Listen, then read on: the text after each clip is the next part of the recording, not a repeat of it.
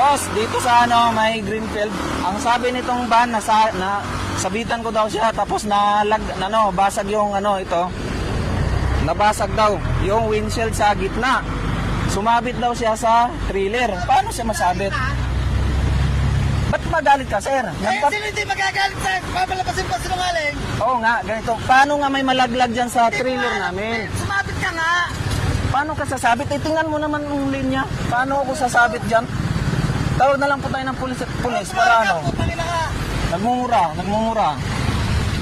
Paano siya sasabit dito? Paano daw may malaglag dyan? Anong gamit malaglag dyan?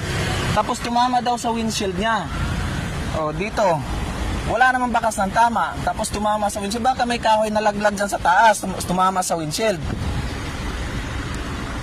Tawag kami ng pulis. Tawag tayo ng pulis, boss. Ayan, umalis.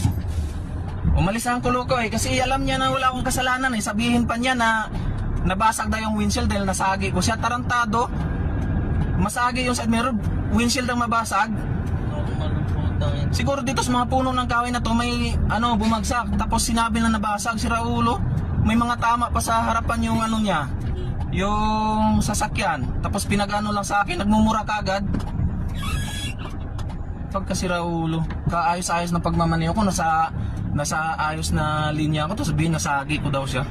Ayun singit na singit Pinagmamalaki pa nagtatrabaho daw sa munisipyo ng Santa Rosa. Bakit? Matatakot ako sa kanya. Nasa tama naman kami. Ayun nagtatago. Yun na. Umalis na. Nanghingi ng tawad pasensya yung kasama niya.